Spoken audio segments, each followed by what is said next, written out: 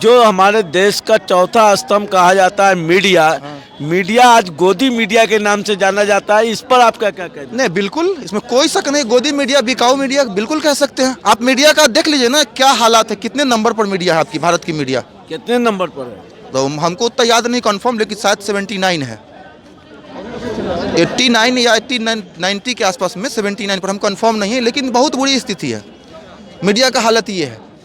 और बड़े बड़े पत्रकार जो तथाकथित है, वो सिर्फ अपने अपने एसी रूम में बैठ करके वहाँ से मुर्गा लड़ाना शुरू करते हैं। 5 जो उसका फिक्स है, 5 को प्रवक्ता सबका, वही 5 को लेके आपको बीपी का दवा खाने का मन है, टीबिया खोलिए, शाम में एकदम बीपी बढ़ जाएगा, 1 महीने के अंदर पागल हो जाइएगा। आपको सामने वाला हिंदू आपको क्या कहते हैं कि दुश्मन नजर आएगा, सामने वाला मुसलमान आपको दुश्मन नजर आएगा, हर भाई के अंदर आपको हिंदू मुसलमान नजर आएगा, लेकिन इंसान नजर नहीं आएगा। क्योंकि भारत का संविधान कहता है, we the people of India having solemnly resolved to constitute India into a sovereign democratic republic and secure to all its citizens। अब इसी पर हम बताएंगे मीडिया कैसे बिक गई है, उसको हम बताएंगे। एकदम ध्यान से मेरी बात को सुनिएगा। मीडिया बिकी है, न्यूज 18 एक चैनल है, उस पर उस पत्रकार का हमको नाम याद नहीं है, जब कुछ बातें चल रही थी तो उन्होंने भारतीय संविधान की प्रस्तावना को लिया और कहा कि आज इसी पर बहस होगी। उनमें ये ताकत नहीं थी कि वो भारत के संविधान की प्रस्तावना को पढ़ सके।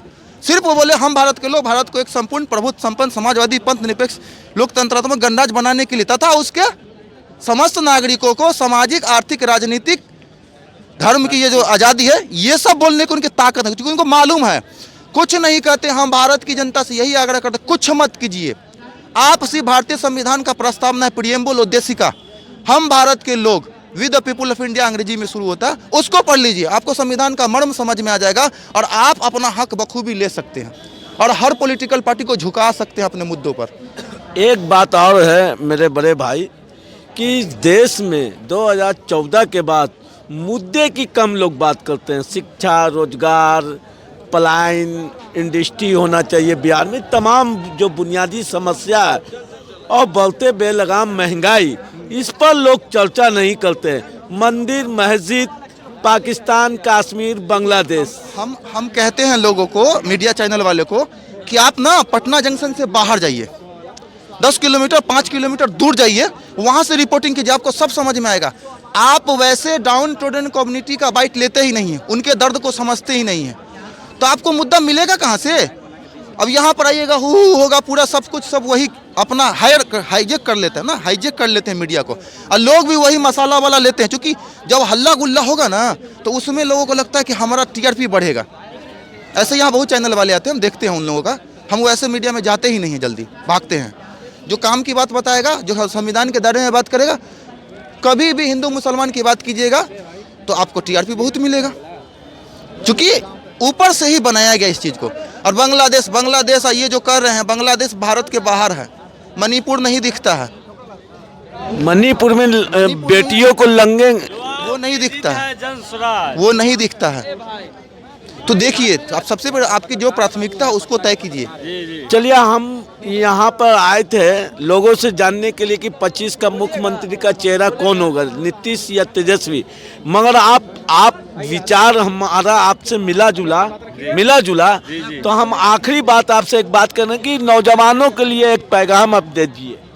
नहीं, बिल्कुल नौजवानों को देखना चाहिए, जो उसके शिक्षा की बात करे, जो उसके स्वास्थ्य की बात करे, जो उसके मुद्दों की बात करे, उसको चुनिए। अपना वोट अपनी ताकत से, गुप्त मतदान है, वो चूंकि निर्णय होता है, बहुमत दल का जो नेता होता है वही मुख्यमंत्री बनता है। ये मुख्यमंत्री तेजस्वी या नीतीश कुमार, ये सब तो खैर सत्ता में लगे हुए हैं, बने हुए हैं, अलग बात है। लेकिन अगर युवा चाहेगा ना तो बदल देगा। 1974 का छात्र आंदोलन याद कीजिए, इंदिरा गांधी जैसी सरकार को जयप्रकाश नारायण ने हिला दिया। उसी से निकले हुए नीतीश कुमार, लालू प्रसाद, शरद यादव, क्या कहते हैं, रामविलास पासवान, सब उसी के प्रोडक्ट हैं। और उसके बाद छात्र सो गए। छात्रों के साथ किस बेदर्दी से पीटा जा रहा है, देख रहे हैं। आपको पता है बिहार लोक सेवा आयोग का जो हाल है, उसमें प्रावधान बीपीएससी के संविधान में देखिए, अगर आपको नहीं समझ में आ रहा है ना, बीपीएससी को नहीं समझ, तो ये सारे काम को यूपीएससी को दे देना चाहिए था। लेकिन उन्होंने क्या किया, इस बेदर्दी से मारा है कि क्या ही कहा जाए। तो ऐसा लग रहा है कि वो अंग्रेजी शासन चला। अंग्रेज कम से कम इतना बेदर्दी से नहीं मारते थे। आपको बता दें, सुशील कुमार सेन एक कलकत्ता के नेशनल स्कूल के स्टूडेंट हुआ करते थे, सिर्फ 13 साल उनकी उम्र थी। जो वहाँ पर अंग्रेजों का डंडा उस पर चला ना, तो 13 साल का बच्चा सटका लेकर के, डंडा लेकर के उस अंग्रेज को मार के सीधा कर दिया था। 13 साल का जो बच्चा वो था, तो वो चीज़ लाना पड़ेगा आपको, खुदीराम देगा। 1974 का छात्र आंदोलन याद कीजिए, इंदिरा गांधी जैसी सरकार को जयप्रकाश नारायण ने हिला दिया। उसी से निकले हुए नीतीश कुमार, लालू प्रसाद, शरद यादव, क्या कहते हैं, रामविलास पासवान, सब उसी के प्रोडक्ट हैं। और उसके बाद छात्र सो गए। छात्रों के साथ किस बेदर्दी से पीटा जा रहा है देख रहे हैं। आपको पता है बिहार लोक सेवा आयोग का जो हाल है, उसमें प्रावधान बीपीएससी के छात्र संविधान में देखिए, अगर आपको नहीं समझ में आ रहा है ना, बीपीएससी को नहीं समझ, ये सारे काम को यूपीएससी को दे देना चाहिए था। लेकिन उन्होंने क्या किया, इस बेदर्दी से मारा है कि क्या ही कहा जाए। तो ऐसा लग रहा है कि वो अंग्रेजी शासन चला। अंग्रेज कम से कम इतना बेदर्दी से नहीं मारते थे। आपको बता दें, सुशील कुमार सेन एक कलकत्ता के नेशनल स्कूल के स्टूडेंट हुआ करते थे। सिर्फ 13 साल उनकी उम्र थी। जो वहाँ पर अंग्रेजों का डंडा उस पर चला ना, उस 13 साल का बच्चा सटका लेकर के, डंडा लेकर के उस अंग्रेज को मार के सीधा कर दिया था।